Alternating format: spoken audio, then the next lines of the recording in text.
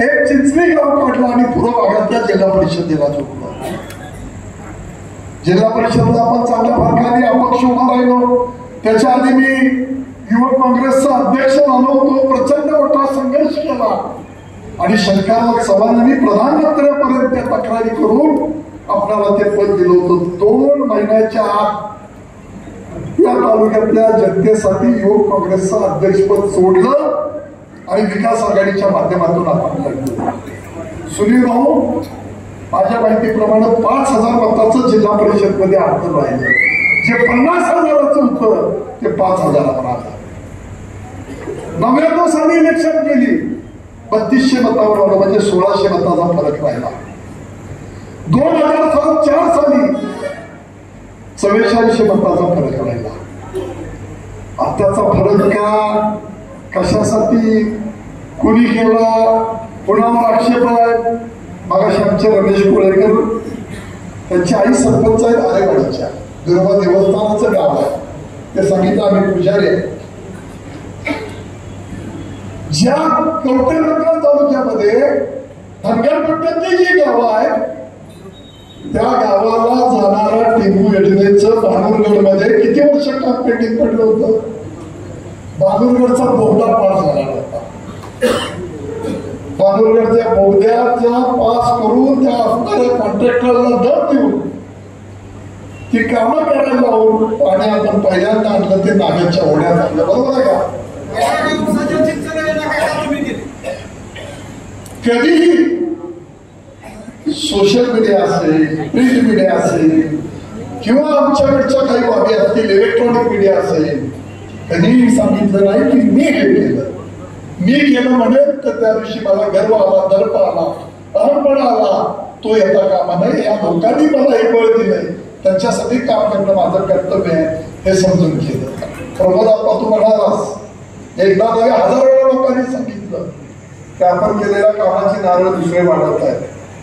मी माझं कर्तव्य म्हटलं की हे काम मला लोकांनी खासदार केलं, मला राज्यातले मुख्यमंत्री असतील, मंत्री असतील, मला मदत करताय तालुक्याच्या विकासासाठी, ते आपलं कर्तव्य म्हणून केलं.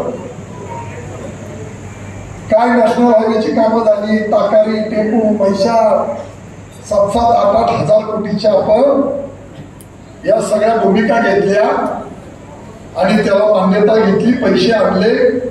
राज्यापुढे अडचण होती, केंद्रातनं पैसे आणले. 2091 कोटी पहिल्यांदा म्हैसाळला आणले, जतपर्यंत पाणी दिलं. त्याच्या आधी काही मंडळींनी निश्चित काम केलं, मी नाकारत नाही. पण योजना पूर्णत्वाला नेताना ज्या काय अनुशेषाच्या बाबी होत्या, त्या अडचणीच्या होत्या, त्याला मार्ग काढले. देवेंद्र फडणवीसांनी मला कृष्णा खोऱ्याचंही उपाध्यक्षपद दिलं होतं. दोन्ही गोष्टींचा समन्वय ठेवला, वरून पैसे आणले आणि या सगळ्या बाबी पूर्ण केल्या. त्याचा अभिमान माझ्या मनामध्ये. आजकालची परिस्थिती आपण पाहतो, कोण कोणावर बोलतोय, काय चाललंय, कुणाला कुणाचं ताळमेळ नाही, काय, ह्या सगळ्या अवस्थेमध्ये माझ्यासारख्या मनाची निश्चितपणाने घुसमट होती. पण मी तुम्हाला हा शब्द देतो, तुम्ही जे म्हणताय ना, तुम्हाला पक्ष मानून आम्ही काम करतोय, तुम्ही म्हणाल ते धोरण, मी आज तुम्हाला शब्द देतो, कार्यकर्ता हा माझा पक्ष आहे. कार्यकर्ता त्या पक्षाचं आपण काम करू, नाहीतर आपली विकास आघाडी आहे. अहो, आघाडी कधी आपण काढली, किती वर्षापूर्वी. मगाशी कवडक्याचं एक जाधव इथं बसले होते, बैल मुली असणारा आपला तासगावचा गावडे कुठं आहे बघा, तो बिचारा बैल मुली काम करत होता, प्रत्येक मोर्चाला हजर आहे. आमच्या कौलग्याचे जाधव कुठे गेले? आजारी माणूस आहे, मुलगा वारला, माने कुठे गेलेत? आपले मिस्त्री तुमचा जाधव कुठे गेले? या सगळ्या बाबी आठवणारा मी, त्यांची आठवण ठेवणारा मी कार्यकर्ता आहे. मला भय भीती कशाचीही नाही. माझं कुणीही बिघडू शकत नाही. मला खूप परमेश्वरानं तुमच्या पाठीशी जी तुमचं बळ आहे, शक्ती आहे, ती मला दिलेली आहे. मला फिकीर नाही. अहो, जो जगण्या मरण्याला घाबरला नाही, तो पुढाऱ्यांना काय घाबरला? ज्याला रस्त्यावर बसलेल्या कोंबड्या उठत नाहीत, त्याला संधी घाबरला.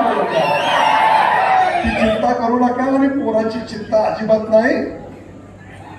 त्याचं नशीब घेऊन जो जन्माला आला असेल त्याला क्लिअर सांगितलंय लोकांसाठी आयुष्य घालवायचं आहे.